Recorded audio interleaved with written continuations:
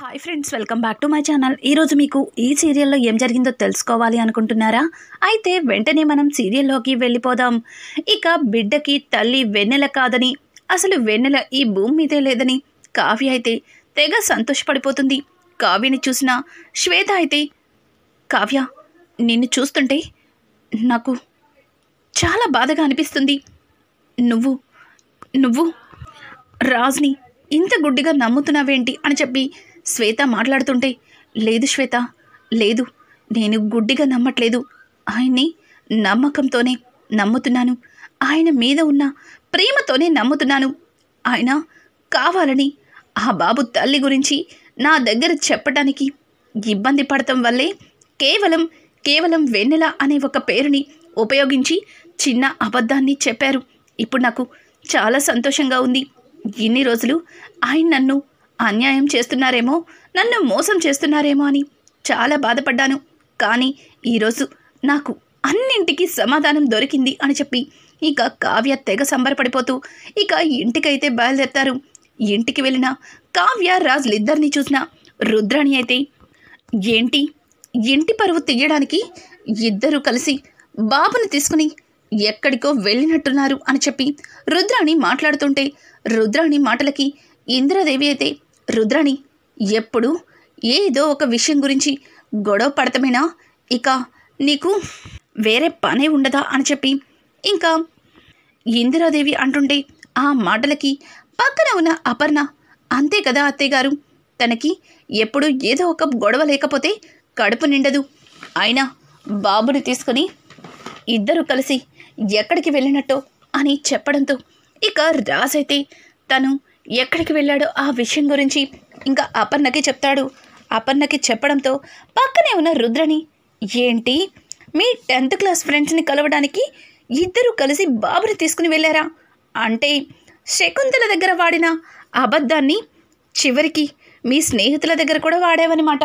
బాగుంది రాజ్, ఎన్ని రోజులు అబద్ధాలు, మోసాలు ఇటువంటి వాటికే దూరంగా ఉండే నువ్వు ఇప్పుడు వాటితోనే బతుకుతున్నావన్నమాట అని చెప్పి ఇక రుద్రాణి అయితే రాజ్తో మాట్లాడుతుంది. అత్త, ఇది నా పర్సనల్ విషయం, మీకు అనవసరమని అనుకుంటున్నాను అని చెప్పి అక్కడి నుంచి రాజ్ వెళ్ళిపోతాడు.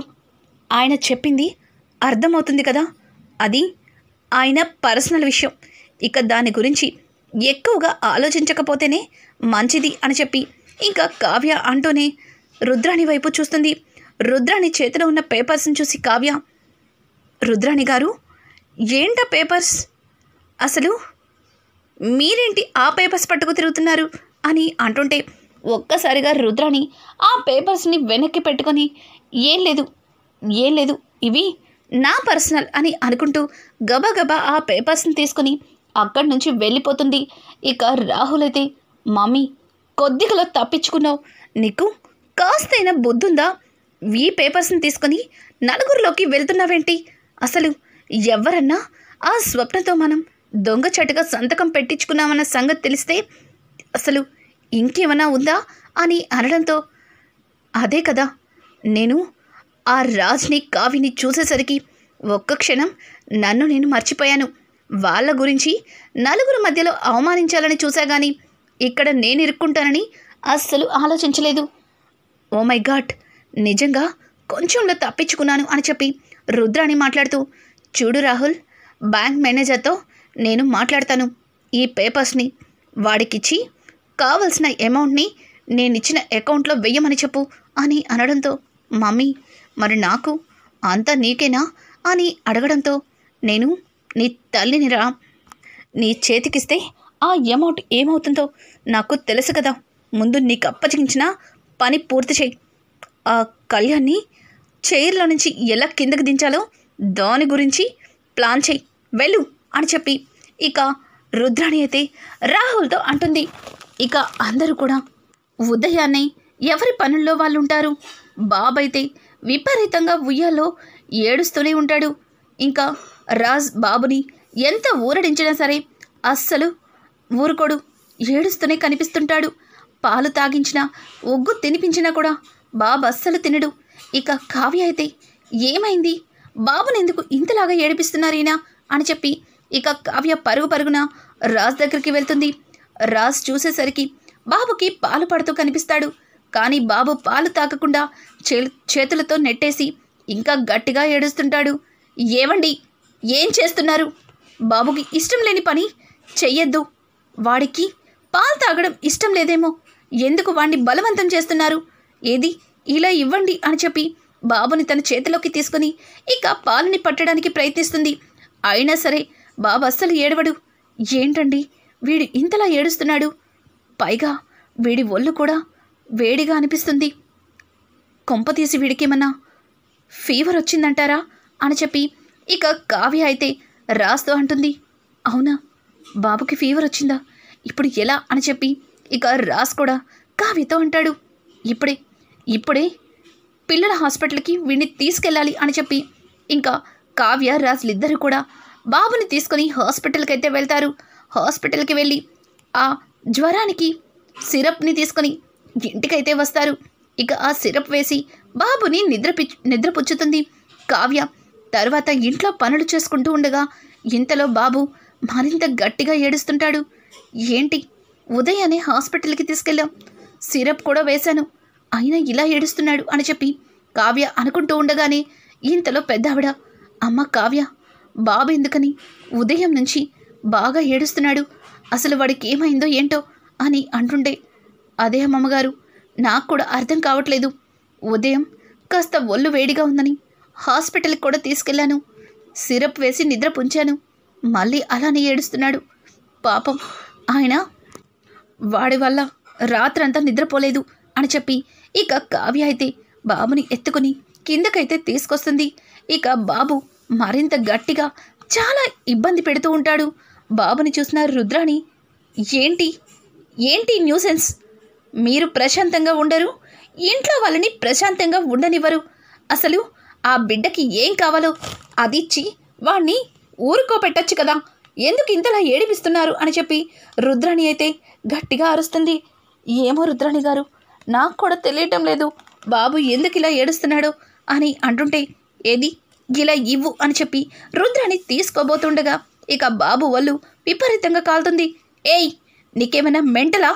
వీడికి ఇంత వేడిగా ఒళ్ళు కాలుతుంటే హాస్పిటల్కి తీసుకెళ్లకుండా ఇంకా ఇంట్లోనే ఇలా అటు తిప్పుతున్నావు అని అంటుంటే, ఆల్రెడీ బాబుని హాస్పిటల్కి తీసుకెళ్ళాము, ఇదిగో ఫీవర్కి ఇచ్చిన సిరప్ కూడా వేశాము, అయినా సరే బాబు అస్సలు ఏడు పాపట్లేదు, నాకేం అర్థం కావట్లేదు అని అంటుంటే ఇక ఇంతలో పెద్దావిడైతే, బాబుకి ఏమన్నా కడుపులో నొప్పిగా ఉందేమోనమ్మా, అందుకే అలా ఏడుస్తున్నాడేమో అని అనడంతో ఇక సుభాష్ అయితే, మనం ఏదైనా ఇబ్బంది వస్తే నోరు విప్పి చెప్పుతాం, నోరు లేనివాడు, వాడికి చెప్పుకోవడం చేత కాదు, పదండి వాడిని త్వరగా హాస్పిటల్కి తీసుకెళ్దాం, ఏమైందో ఏంటో అని చెప్పి సుభాష్, రాజ్ ఇక కావ్య ముగ్గురు కలిసి హాస్పిటల్కి అయితే వెళ్తారు. డాక్టర్కి చూపించి, డాక్టర్ మీరిచ్చిన సిరప్ వేశాం, కానీ బాబుకి అస్సలు జ్వరం తగ్గట్లేదు, ఉన్న కొద్దీ ఒళ్ళు వేడి ఎక్కువ అవుతుంది, ఒక్కసారి బాబుని చెక్ చేయండి అని చెప్పి కావ్య, రాజులు ఇద్దరు కూడా కంగారు పడుతూ ఇక డాక్టర్కి చెప్తారు. డాక్టర్ బాబుని బెడ్ పైన పడుకోబెట్టి ఇక మొత్తం చెకప్ చేస్తుంది. చెకప్ పూర్తయిన తర్వాత డాక్టర్ కావ్య దగ్గరికి వచ్చి, ఏమ్మా బాబుకి బయట పాలే పడుతున్నావా? నీకు కొంచెమైనా కామన్ సెన్స్ ఉందా?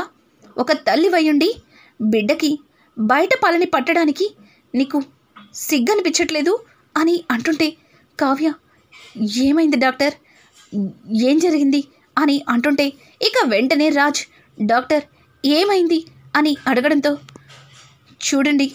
చూడండి రాజ్, బాబుకి బయట పాలు పట్టడం వల్ల బాబుకి చాలా హెల్త్ ఇష్యూస్ వస్తున్నాయి, ఇప్పుడు ఈ బాబుకి తల్లి పాలు పట్టాలి, తల్లి పాలే ఆ బాబు జ్వరానికి మందు అని చెప్పడంతో ఒక్కసారిగా రాజ్, తల్లి పాలని ఇవ్వాలా అని అంటుంటే, అదేంటి రాజ్ అంతా షాక్ అవుతున్నావు, నీ భార్య పక్కనే ఉంది కదా, మరి ఆ బిడ్డకి తల్లి పాలనివ్వాలి, తల్లి స్పర్శని ఆ బిడ్డకి అందించాలి, అది మాత్రమే దీనికి మందు, ప్రపంచంలో ఏ డాక్టర్ కూడా దీనికి మందు వేయలేరు అని చెప్పడంతో ఒక్కసారిగా కావ్య, డాక్టర్ నేను నేను ఆ బిడ్డకి తల్లిని కాదు అని చెప్పడంతో ఇక డాక్టర్, ఏమో నాకదంతా అనవసరం, ఆ బిడ్డకి తల్లి స్పర్శ కావాలి, అలాగే తల్లి పాలు కావాలి, ఆ బాబు జ్వరానికి విరుగుడు మందు తల్లి పాలే అని చెప్పడంతో ఇక రాజ్ ఒక్కసారిగా చతికిల పడిపోతాడు. కావ్య అయితే రాజ్ దగ్గరగా వెళ్ళి, ఏంటండి ఇంత జరుగుతున్నా మీరు అలాగే నిమ్మకు నీరెత్తినట్టు ఇలా కూర్చుండిపోయారు, ఇప్పటికైనా ఆ బిడ్డకి తల్లిని తీసుకురండి, బాబుకి ప్రాణభిక్ష పెట్టండి, మీరే అన్నారు కదా బిడ్డకి తల్లి కావాలంటున్నారు, చెప్పండి ఆ బాబుకి తల్లి ఎక్కడుంది, ఆ బాబుకి ప్రాణభిక్ష పెట్టండి, ఎందుకు పసిబిడ్డని అలా బాధ పెడుతున్నారు అని చెప్పి కావ్య అయితే రాజ్ని నిలదీస్తుంది. రాజ్ ఏం మాట్లాడకుండా మౌనంగా తల కిందకి దించుకుంటాడు. ఇక సుభాష్ అయితే, రాజ్ ఇంత జరుగుతున్నా సరే నువ్వు ఇంకా ఆ బిడ్డకి తల్లి ఎక్కడుందో చెప్పటం లేదు చూడు, నీ పద్ధతి నాకు ఏ మాత్రం కూడా నచ్చటం లేదు, ఏంట్రా ఇంకా అలాగే ఉంటున్నావు, వెళ్ళి ఆ బిడ్డకి తల్లిని తీసుకురా, కనీసం ఆ బిడ్డనన్నా తల్లి దగ్గరకు చేర్చు, బిడ్డకి తల్లి స్పర్శ తల్లి పాలు లేకపోతే ఆ బాబు ప్రాణాలతో బ్రతకడమే కష్టమని చెప్తున్నారు, ఇంకా ఆలోచిస్తున్నావేంట్రా, మాట్లాడు అని చెప్పి ఇక సుభాష్ అయితే రాజ్ని గట్టిగా నిలదీస్తాడు. ఇక కావ్య కూడా, మాట్లాడరు మావయ్య, ఆయన మాట్లాడరు, ఎదుటి వాళ్ళు మనసు ఎంత ముక్కలైపోయినా వాళ్ళు ఈయన స్వార్థం కోసం ఎంతటికైనా తెగిస్తారని మీకు అర్థం కాలేదా, పసివాడి ప్రాణాలు పోతున్నాయన్నా సరే బిడ్డ తల్లిని గురించి ఏమాత్రం కూడా నోరు విప్పట్లేదంటే ఏమనుకోవాలి, ఈయన గురించి ఏమనుకోవాలి చెప్పండి, అసలు నిజంగా ఆ బిడ్డకి తల్లి ఉందా, లేకపోతే ఆ బిడ్డ తల్లిని మీరే చంపేశారా, చెప్పండి, చెప్తారా లేదా అని చెప్పి కావ్య అయితే ఇక రాజ్ని పట్టుకుని గట్టిగా నిలదీస్తుంది. ఇంకా రాజ్ అయితే, అవును ఆ బిడ్డకి తల్లిని చంపేశాను, నేనే చంపేశాను, నా చేతులతోనే చంపేశాను, ఇప్పుడు నీకు సంతోషమేనా అని అంటుంటే ఒక్కసారిగా కావ్య అక్కడికక్కడే కుప్ప కూలిపోతుంది. ఇంకా సుభాష్ అయితే, రాజ్ ఏం మాట్లాడుతున్నావు రాజ్, బిడ్డ తల్లిని నువ్వు చంపేయడం ఏంటి, అసలు ఏం జరిగింది అని అడగడంతో ఇక రాజ్ అయితే జరిగిన కథ మొత్తాన్ని కూడా చెప్పుకొస్తుంటాడు. ఒకరోజు రాజ్ హడావుడిగా ఆఫీస్లో మీటింగ్కి లేట్ అయిపోతుంది అని చెప్పి పూజ దగ్గర కూడా ఉండకుండా వెళ్ళిపోతాడు. ఆ రోజు రాజ్ కంగారు వల్ల అనుకోకుండా ఒక కార్ యాక్సిడెంట్ అవుతుంది. ఆ కారు రాజ్ కారుకి తగలకుండా పక్కకి తిప్పేసరికి ఒక లారీ వచ్చి ఆ కార్ని డాష్ ఇస్తుంది. ఒక్కసారిగా ఆ కార్ ఎగిరి ఫ్లైఓవర్ మీద నుంచి కింద పడుతుంది. అలా కింద పడడంతో ఇక వాళ్ళ అమ్మ నాన్న స్పాట్లో చచ్చిపోతారు. ఇక బాబు కారులో ఒక మూలన ఉండిపోవడం వల్ల బాబుకి ఏ చిన్న గాయం కూడా తగలదు. ఇక రాజ్ ఏ మాత్రం కారు రాజ్కి తగలకపోతే ఆ యాక్సిడెంట్ రాజ్కే జరిగేది. అనుకోకుండా ఆ యాక్సిడెంట్ ఆ కారుకి జరగడం వల్ల స్పాట్లో బిడ్డ తల్లిదండ్రులిద్దరు కూడా చనిపోతారు. తన వల్లే ఆ బిడ్డకి అమ్మ నాన్న చనిపోయారన్న బాధతో రాజ్ అక్కడే కుంగిపోతాడు. ఇంకా రాజ్ ఒకే ఒక్క నిర్ణయం తీసుకుంటాడు, జీవితాంతం ఈ బిడ్డకి అమ్మ నాన్న నేనే అవ్వాలి, నా వల్లే వీడు అనాథ అయ్యాడు, కానీ ఎప్పటికీ వీడు అనాథలా బ్రతకకూడదు, అందుకే నా దుగ్గిరాల ఇంటి వారసత్వాన్ని వాడికి ఇచ్చి నా బిడ్డగా పెంచుకుంటాను అని చెప్పి రాజ్ గట్టి నిర్ణయం తీసుకుంటాడు. ఇక ఆ బాబుని ఎత్తుకుని ఇంటికైతే వస్తాడు. అది ఎప్పుడో కాదండి, కావ్య రాజ్ల పెళ్లి రోజునాడు జరిగిన ఆ కథని రాజ్ చెప్పడంతో ఒక్కసారిగా కావ్య నోటి నుంచి మాట రాదు. ఇక సుభాష్ అయితే, ఇంత జరిగితే అంతమంది అన్ని రకాలుగా నిన్ను అవమానిస్తున్నా ఎందుకు రాజ్, ఎందుకు నోరు విప్పలేదు అని అంటుంటే, నేను నోరు విప్పి వీడి అమ్మ నాన్న చనిపోయారు అని చెప్తే అప్పుడు వీడిని అందరూ అనాథ అంటారు, అలాగే వాణ్ణి ఆ అనాథాశ్రమంలో జాయిన్ చేయమని అంటారు. అది ఏది కూడా నాకు ఇష్టం లేదు, వీడికి అమ్మగా నాన్నగా ప్రేమనందించి దుగ్గిరాల వారింటి బిడ్డగా పెరగాలని నేను కోరుకున్నాను. అందుకే వీడి గతం గురించి ఎవ్వరికీ చెప్పలేదు అని చెప్పడంతో ఇక కావ్య అయితే వెంటనే తన కళ్ళ నీళ్లు తుడుచుకొని ఇక బాబు దగ్గరికి వెళ్తుంది. బాబుని ప్రేమగా దగ్గరికి తీసుకుంటుంది. ఇక అలాగే తన తల్లి లేకపోయినా సరే తల్లి ప్రేమని బాబుకి అందిస్తుంది. ఇక బాబు కావ్య స్పర్శతో, కావ్య చూపించే ప్రేమతో బాబుకి చిన్నగా జ్వరం తగ్గుతుంది. ఇక కావ్య ప్రేమగా పాలని పడుతుంది. ఇంతలో డాక్టర్ వచ్చి మళ్ళీ బాబుని చెకప్ చేస్తుంటారు. బాబుకి ముందుటి మీద అప్పటికి కాస్త జ్వరం తగ్గుతుంది. బాబు కాస్త నార్మల్ పొజిషన్కి వస్తాడు. ఇక డాక్టర్ అయితే కావ్యని చూసి, ఏంటమ్మా, ఏంటి మీరు చేస్తుంది? మీరు బిడ్డ తల్లయ్యుండి బిడ్డని ఎందుకు ఇలా ఇబ్బంది పెడుతున్నారు? పైగా బాబుకి తల్లినే కాదంటున్నారు. చూశారుగా, మీ స్పర్శ తగలగానే బాబుకి ఎట్లా జ్వరం నయమైందో. అసలు ఎందుకు మీ భార్యాభర్తల గొడవల్లో చిన్నపిల్లల్ని లాగుతారు అని చెప్పి డాక్టర్ కావ్యకి వార్నింగ్ ఇస్తుంటుంది. ఇక కావ్య అయితే డాక్టర్ వైపు చూస్తూ ఏమీ మాట్లాడకుండా సైలెంట్గా తల కిందకి దించుకుంటుంది. ఇంకా డాక్టర్ నర్స్ బయటికి వచ్చి ఇక నర్స్ అయితే రాస్తో, సార్, మీ మీద కోపంతో మీ వైఫ్ బాబుని ఇంతవరకు దగ్గరకు తీసుకోలేదు. కానీ మీ వైఫ్ బాబుని ఎత్తుకోగానే వాడికి వాళ్ళ అమ్మ స్పర్శ తెలిసింది. వెంటనే వాళ్ళ అమ్మ పొత్తిళ్లలో అలా నిద్రపోయాడు. ఇక వాళ్ళ అమ్మ దగ్గరికి చేరిపోయాడుగా, వాడికి అన్నీ తగ్గిపోతాయి. ఇంకా వాడు నార్మల్ మనిషి అయిపోతాడు అని చెప్పి ఇక నర్స్ అయితే రాజ్తో చెప్పడంతో ఒక్కసారిగా రాజ్ చాలా ఎమోషనల్గా ఇక బాబు ఉన్న గదిలోకి వెళ్తాడు. అక్కడికి వెళ్ళేసరికి బాబుకి పాలు తాగిస్తూ ఉన్న కావ్యని చూసి ఒక్కసారిగా షాక్ అయిపోతాడు. ఏంటిదంతా అని అడగడంతో, వీడు మీరనుకున్నట్టు ఎప్పటికీ అనాథ కాదు. వీడికి తండ్రి మీరైతే తల్లి నేను. నాకు భర్త ప్రేమ దొరక్కపోయినా బిడ్డ ప్రేమ దొరుకుతుంది. ఇక ఈ బిడ్డ ఎన్నటికీ అనాథ కాదు.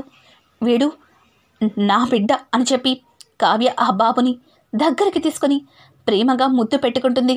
ఇక రాజైతే అది చూసి చాలా ఆనందిస్తాడు. కళావతి నిజంగా నా జీవితంలోకి రావడం నేను చేసుకున్న అదృష్టం అని చెప్పి రాజ్ తన మనసులో అనుకుంటాడు. ఇంకా డాక్టర్ అయితే సుభాష్తో చెప్పిన మాటలకి సుభాష్ కూడా చాలా సంతోషిస్తాడు. బాబుని డిశ్చార్జ్ చేయడంతో ఇక బాబుని తీసుకుని ఇంటికైతే వస్తారు. ఉదయం హాస్పిటల్కి వెళ్ళిన వాళ్ళు ఇంకా రాలేదని ఇంట్లో అందరూ కూడా ఎదురు చూస్తుండగా బాబుని తీసుకుని ఇంటికి రావడంతో ఇక రుద్రాణి అయితే, ఏంటి ఉదయం వెళ్ళారు, ఇంతవరకు ఇంటికి రాలేదు, ఫోన్ చేయాలని కాస్తైనా మీకు అనిపించలేదా? ఆ బాబుకి ఏమైందో, అసలు ఏం జరిగిందో అని చాలా కంగారు పడ్డాం. బాబు ఉన్నాడా పోయాడా అని అంటుంటే, అత్త ఏం మాట్లాడుతున్నావు? ఇంకొకసారి మీ నోటి నుంచి ఇట్లాంటి మాటలు మాట్లాడితే ఊరుకునేదే లేదు అని అంటుంటే, నేనేమన్నా తప్పుగా అన్నానా ఏంట్రా? ఉదయం తన ఒళ్ళు బగబగా మండిపోయింది. హాస్పిటల్కి వెళ్ళేసరికి ఫీవర్ ఎక్కువయ్యి ఉన్నాడా లేడా అని కాస్త అనుమానం వచ్చిందిలే అని అంటుంటే ఇక కావ్య అయితే, చూడండి రుద్రాణి గారు, ఇంకొకసారి నా కొడుకు గురించి తప్పుగా మాట్లాడితే ఈ ఇంట్లో మీకు ఉండడానికి కూడా, ఈ ఇంట్లో ఉండే అవకాశాన్ని కూడా కోల్పోతారు. అర్థమవుతుంది కదా? నా బాబుకి ఏమీ కాదు. దేవుడు నా బాబుకి నిండు 100 ఏళ్ల ఆయుష్నిచ్చారు. వీడు నా కొడుకు. నా బిడ్డ గురించి ఎవరన్నా తప్పుగా మాట్లాడితే అస్సలు ఊరుకోను అని చెప్పి ఇక బాబుని తీసుకొని పైకైతే వెళ్ళిపోతుంది. కావ్య మాటలకి రుద్రానికి ఏమీ అర్థం కాదు. ఇక అలాగే రాజ్ కూడా బాగానే ఉంది, వాడిప్పుడు బాగానే ఉన్నాడు అనుకుంటూ రాజ్ కూడా వెళ్ళిపోతారు. ఇక ఇందిరాదేవి అయితే కావ్య మాటలకి షాక్ అయిపోయి అలాగే చూస్తుంది. ఇంకా కావ్య దగ్గరికి వెళ్ళి కావ్యని అడగాలని అనుకుంటుంది. ఇక అలాగే కావ్యరాజ్ల బిహేవియర్ చూసి అపర్ణకి కూడా ఆశ్చర్యం వేస్తుంది. సుభాష్ని అడగాలి అనుకుంటుంది. ఇక ఇంట్లో కుటుంబం మొత్తానికి కూడా బాబు తల్లిదండ్రుల గురించి నిజమైతే కావ్య చెప్తుందా? అసలు పూర్తిగా తల్లిదండ్రులుగా కావ్య రాజ్లని కావ్య చెప్తుందా? రానున్న ఎపిసోడ్స్ మరింత ఇంట్రెస్టింగ్గా ఉన్నాయి. ఈ వీడియో మీకు నచ్చినట్టయితే లైక్ చేసి సబ్స్క్రైబ్ చేసుకోవడం మాత్రం మర్చిపోకండి. Thanks for watching. Hi friends, welcome back to my channel.